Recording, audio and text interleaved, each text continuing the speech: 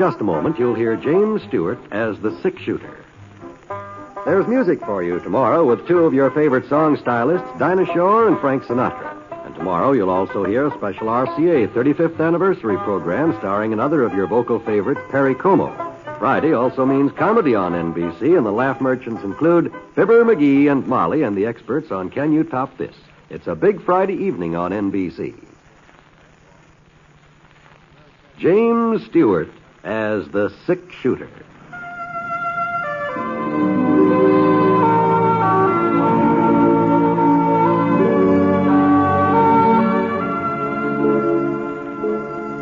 The man in the saddle is angular and long-legged. His skin is sun-dyed brown. The gun in his holster is gray steel and rainbow mother of pearl, its handle unmarked. People call them both the six-shooter.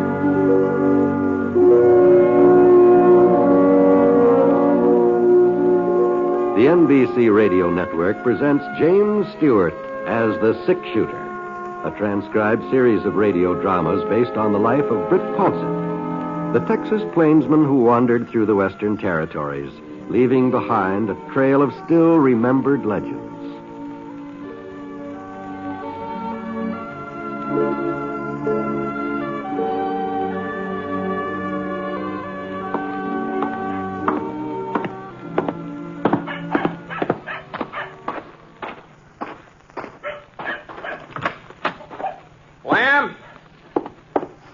Lamb Trot!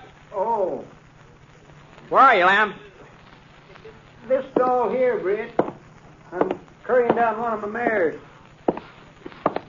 Thought you said you was going to sleep late this morning. Oh, I just can't seem to get used to a hotel bed. The way you sink down in them, you feel like you're lying in a pile of quicksand. Well, where's Scar? Huh? Scar? Why, my horse.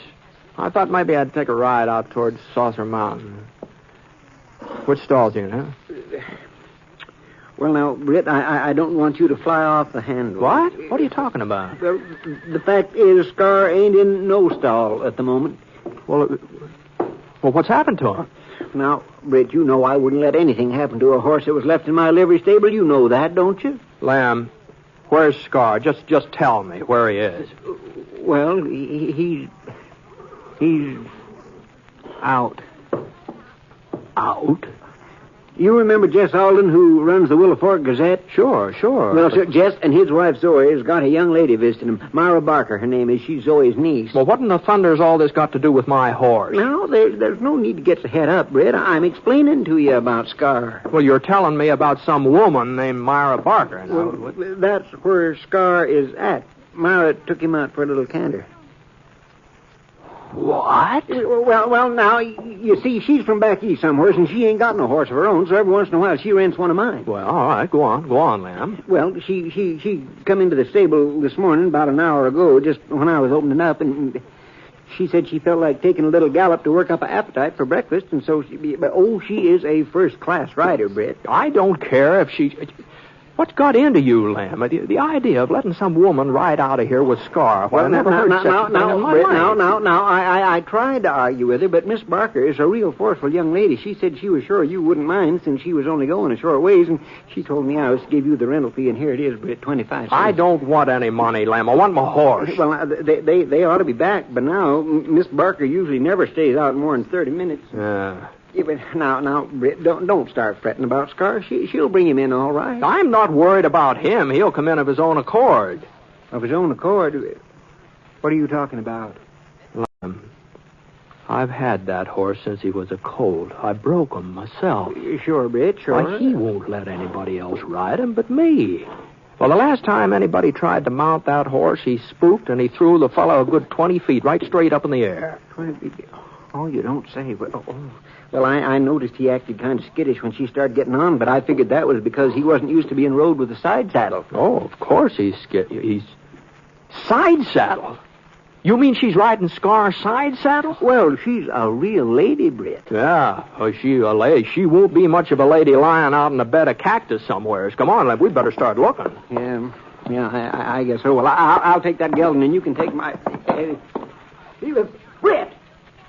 Britt, looky there. This is through the door. See her coming down the street? Well, I'll be darned. Say, I never knew Scar was a trick horse. Neither did I. Well, then where'd he learn that fancy step she's got him doing? You got me, Lem. Oh, you had me all worried, saying he wouldn't let nobody else ride him. I ought to know better than to take you serious, Britt. Whoa, now. Whoa, now. Here, Miss Barker, let me give you a hand. Oh, thank you, William. I do declare he acts like he don't want you to get off. Oh, I guess he's going to miss me, aren't you, boy? Oh, that's a nice boy. He certainly is a fine animal, Lem. And the man who owns him surely must be proud. Yes, ma'am, I am. Oh? Miss Barker, this is Mr. Ponset. Remember I told you Scar belongs to him? Oh, yes, of course. How are you, Mr. Ponset? Well, I'm pleased to meet you, ma'am. I hope you don't mind my borrowing Scar. Mr. Truitt didn't want me to take him, but I just couldn't resist the way he looked at me. It was almost like he was asking me to go for a trot. Well, yes, ma'am. You take good care of him, Mr. Ponset. You wouldn't want anything to happen to a wonderful animal like that. Oh, no. No, I sure wouldn't. Miss Barker. Yes? If you'd like to ride him again sometime, why, I'll be staying in Willowfork for a few days. Oh, that's very kind of you, Mr. Ponset. Lamb here, he'll fix you up when I'm not using Scar. Thank you. Thank you very much. Bye. Well, I just don't understand you, Britt Ponset. Here you was raising Cain because I let her borrow Scar, and now you're volunteering to let her ride him anytime she pleases. I just don't understand it. Well, I thought, seeing as how Scar kind of took a fancy to her, and what I mean is he's a pretty good judge of human nature, and she does seem to be a first-rate rider. I mean, you know something, Lem? I don't understand it either.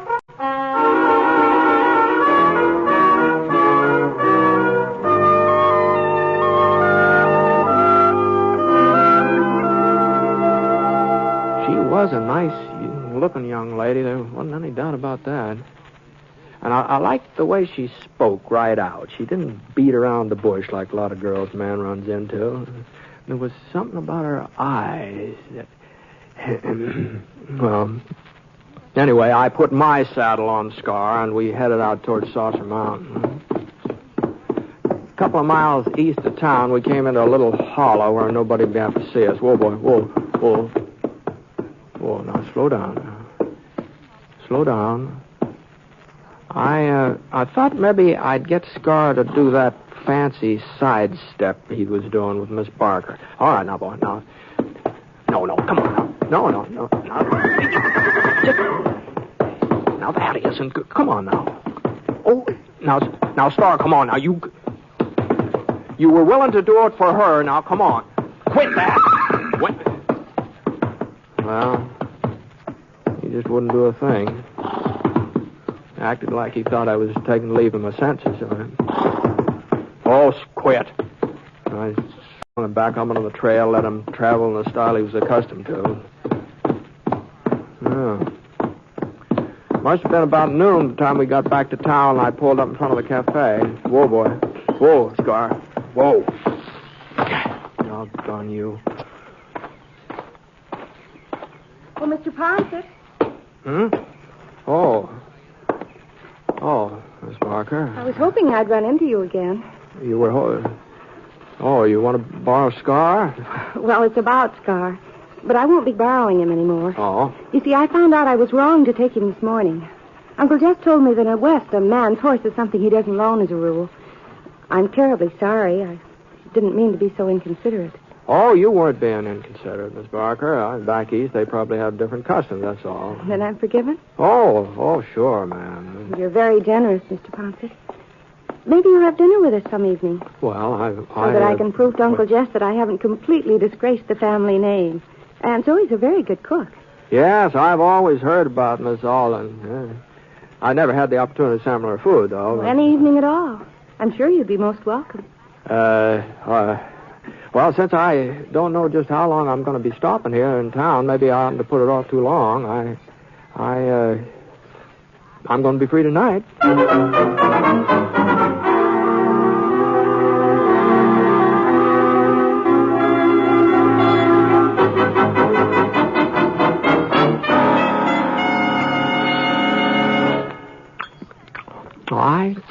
I want to tell you, Miss Alden, I've been hearing folks brag about your cooking ever since I can remember, but they haven't done you justice. Well, they just didn't even come close. Oh, Brett. Well, here, have another piece of shortcake. Oh, no, thanks. I just couldn't eat another mouthful. You sure? Oh, no, absolutely positive. Thanks just the same, though. Well, now, if you're certain. And I'll have another slice, eh? Now, Jesse, you've had more than your share. Besides, if you have another piece, there won't be enough for tomorrow. Shortcake ought to do for 2 meals. Well, you just offered Britt a piece. That's different. He's company. Come on, Jesse. Help me with the dishes. Huh? The dishes? But I thought Myra usually... Myra has a guest. They might like to be alone for a few minutes. Now, come on, Jeff. Oh, sure, Zoe, sure. We put the porch swing up this morning, Britt. Suspect early for it, I know, but there sure is a feeling of summer in the air. Yes, ma'am. Yes. Would you, care to go out on the porch, Miss Barker? We don't have to unless you really want to. I mean, just because Aunt Zoe suggested it. No. I think I might enjoy it. All right, then. I'm afraid she isn't very subtle, is she? How's that? You know perfectly well Aunt Zoe was throwing me at you. I knew she would when I invited you. So? The fact is, I'm sort of a disappointment to Aunt Zoe. She's done everything in her power to marry me off. But so far, she hasn't had any luck. Oh, the young men she's introduced me to are all very nice and pleasant. But, well, the truth is, I don't want to get married. Oh, I see. I'm not the least bit interested in settling down and cooking meals.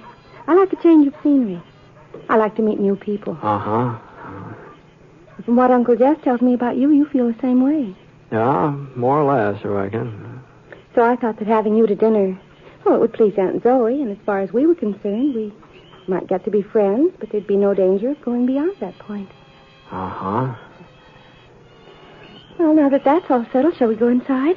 Oh, well, there's no hurry, is there? I mean, as long as there's no danger. Since we have this understanding, it is a nice evening, isn't it? Whatever you say. You know, Miss Barker, I was just thinking, every once in a while, somebody tries to get me married off, too. Friends of mine. Their intentions are good, but, well... Oh, I know how it is. What I was getting at is this. I haven't any idea how long I'll be here in Willow Fork, and, as long as I'm here, I was wondering if we couldn't see each other once in a while. That might take some of this marriage pressure off both of us. You see what I mean? Well, I suppose so, but... And we wouldn't be running any risks, seeing as how we have the understanding, you know. And your aunt would be pleased, my friends would be pleased, and... Well, you know, you're awful good company, Miss Barker. Why, thank you. Well, how about it? Well, all in all, I think it's a very practical idea, Mr. Ponset. I'd be delighted to see you again. Good. That's fine. Well, now, I'll get in touch with you the next time there's a doings. It probably won't be right away, but I'll get in touch with you.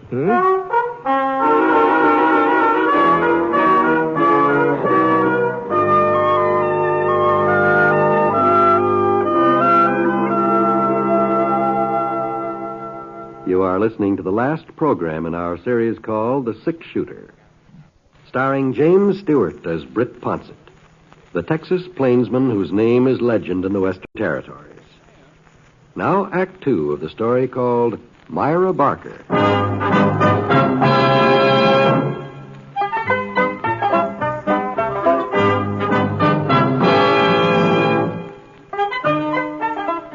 Well, as it turned out, there was a doings the very next night.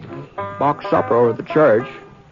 And since I'd sort of promised Myra that the next time there was anything going on, Well, anyway, we went to supper together, and the time seemed to pass by real pleasant. The next night, she was invited to a party at the Peterson house, and Well, now that I look back on it, there sure was a lot of social activity in Willow Fork during the next couple of weeks. We were going one place or another almost every night. And I was enjoying myself, too. I really was. And I was enjoying being with Myra.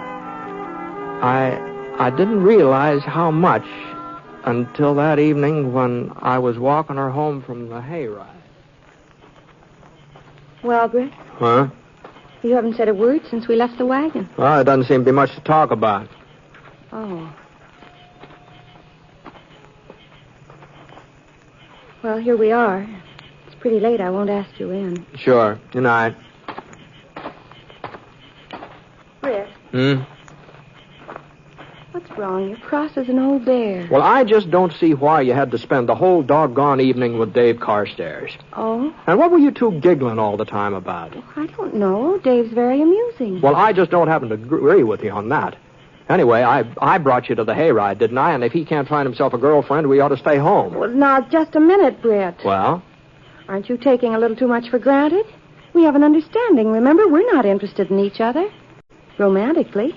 How do you know we're not interested? Leastways, how do you know I'm not? Why, Britt? Well, I guess this is as good a time to tell you as any other. I don't know how it happened. I never thought it could... I don't see... That is, Myra, will you marry me? Oh, Britt.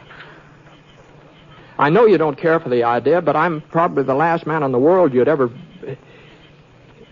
But even so, I've got to ask you. You'd better be careful, Britt. I might say yes. I wish you would, Myra. I'd give anything in the world if you would. You're serious, aren't you? I'm just as serious as I can be. But we both said that we didn't want to settle down. That we weren't interested in love or marriage. A man can change his mind, can't he? Myra?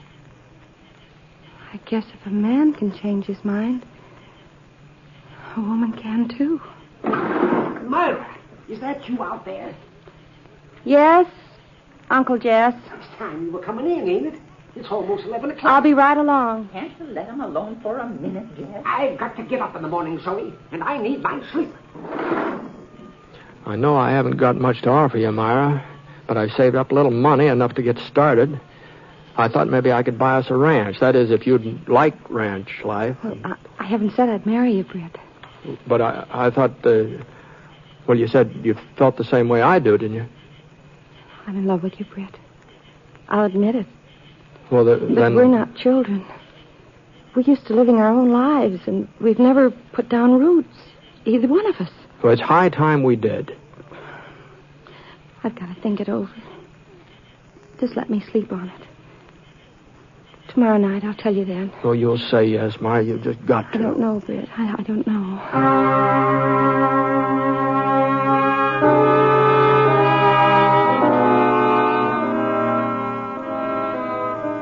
Well, I put in some long days in my life, but that next one, that was the longest I ever spent. Boy.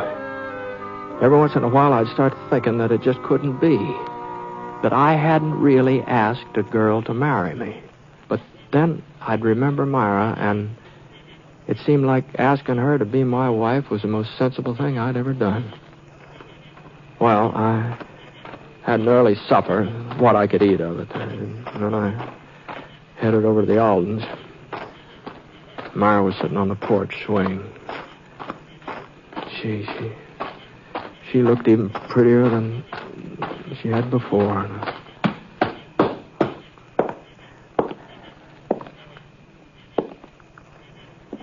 Hello, Myra. You're early, Britt. Yeah, I guess I am. I thought maybe you'd be late, or maybe you wouldn't come at all once you'd had a chance to think things over. Well, it wasn't me who had the thinking to do.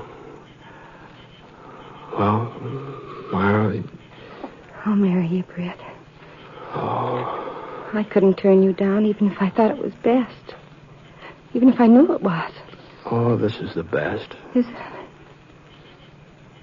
Are you sure the day won't come when you're sorry you're tied down, when you're sorry you can't go off on a cattle drive to Kansas, or you can't head over to a new mining camp in Nevada, or you You can't just be by yourself when you want to? No, I've had my share of cattle drives and mining camps, more than my share.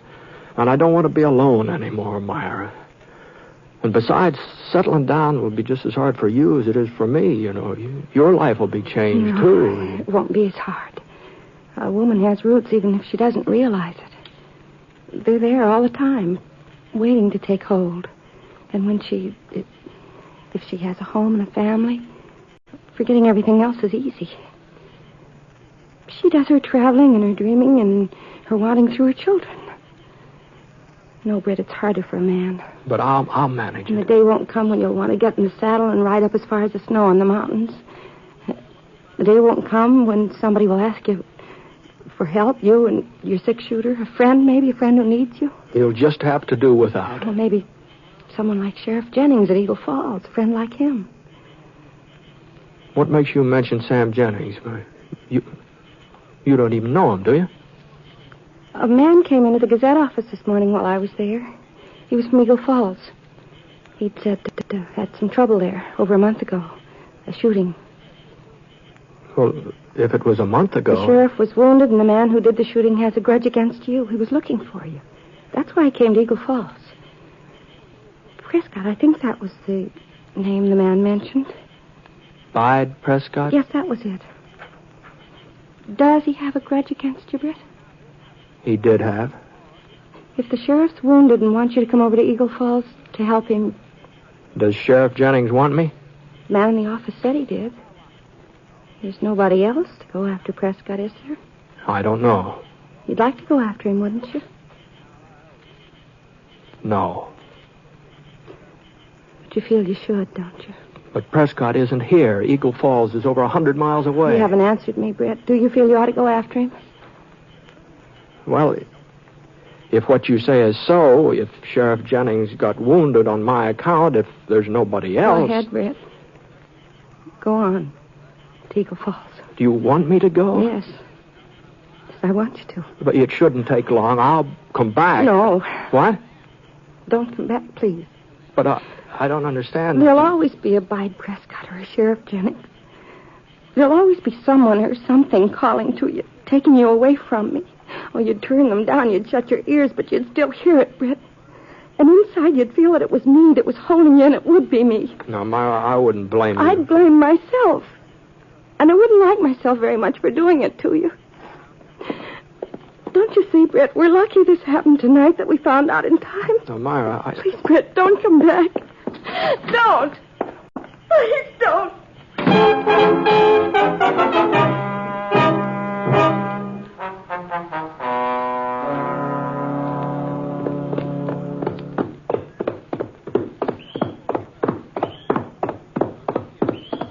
Britt? Hold up a minute, Britt. Oh, good morning, Jazz. Whoa, Scar. Whoa. Would you mind stepping into the office a minute? I'd like to talk to you. Well, I Don't take long. No, all right, Jazz. Easy, boy.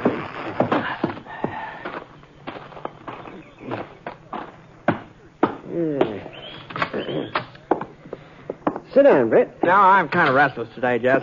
Thanks, anyway. You sure have a fiddlefoot, don't you? Yeah, guess so. And you're on your way out of town, huh? Yeah. See, what about Myra? She's a fine girl, Jess. Really a fine girl. Mm-hmm. Britt, you're leaving on account of Sheriff Jennings over to Eagle Falls sent for you. Ain't that your reason? You might say so, in a way. Well, now, I don't want you to think that I meant to eavesdrop last night when you was talking to Myra, but somehow Zoe forgot to shut the parlor window, and we just couldn't help hearing a certain amount of what you said. Mm-hmm. Sure, yeah. Well, it ain't true what Myra told you. Leastways, the part about Sheriff Jennings sending for you, that ain't true. The fellow from Eagle Falls didn't even mention your name. Jennings ain't asked for your help, Britt. Yeah, I know, Jess. Huh? Well, you see, I ran into Bide Prescott 3-4 weeks ago, and, well, there's no reason for anybody to be going after him now. Well, if you knew that, if you knew you didn't have to leave Willow Fork, why in the name of common sense didn't you say so to Myra? Well, I figured she had her reasons for making up that story about Sheriff Jennings. I I figured she was trying to turn me down without hurting my feelings. Oh, Britt, she didn't want to turn you down. She was just trying to make sure you wouldn't feel you'd made a mistake if you married her. No, she couldn't really care for me very much, Jess. Then why did she spend all night crying her eyes out? And why was Zoe up till all hours commiserating with her? Well, thanks for telling me that, Jess. Then you ain't leaving. Well, I'm leaving. But I'm real proud to know that Myra is somewhat fond of me. Oh, Britt, if you love her and she loves you... Oh, it's enough that she cried over me for one night, Jess. You know, I remember when I was a kid, my pa was like me in a lot of ways. Always on the move, always off somewhere, getting a new start, taking a new job, hunting a new frontier. He loved my ma, and she loved him, but she spent a lot of nights crying. A lot of nights. I just wouldn't want that to happen to Myra. There's no reason it should. Yeah? Yes, there is. When she was telling me that story about Sheriff Jennings wanting me to come over to Eagle Falls, I looked at myself real hard, and I knew that if it had been true, if Sheriff Jennings really had sent for me, well, it had been pretty hard for me to turn him down. Even for Myra's sake, it had been pretty hard. And someday I reckon I wouldn't be able to turn him down or anybody else like him, and Myra would spend another night crying, you see. One of these days you'll change, Britt. Maybe I will. Maybe I will. Well, can I tell Myra that you might come back to Willow Fork? No, Jess, I don't think you better. Of course, if I do come back and she's still... Well, maybe we just better wait and see what happens. So long, Britt. Good luck. Thanks, Jess. I'll probably be seeing you again before too long. Let's go, Scar.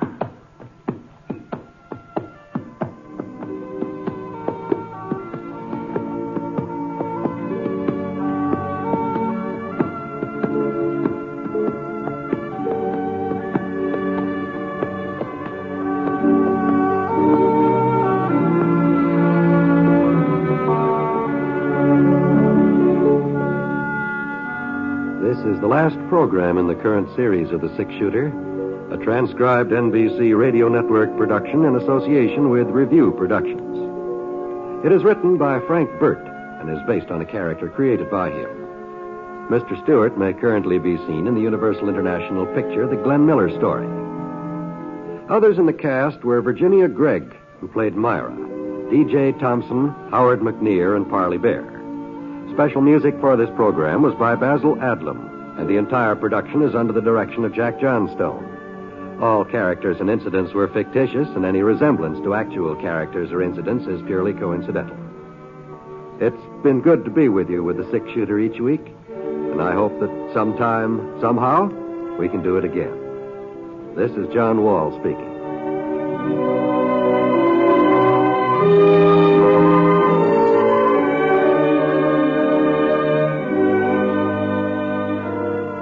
Hear MacDonald Carey and Jason and the Golden Fleece tonight on the NBC Radio Network.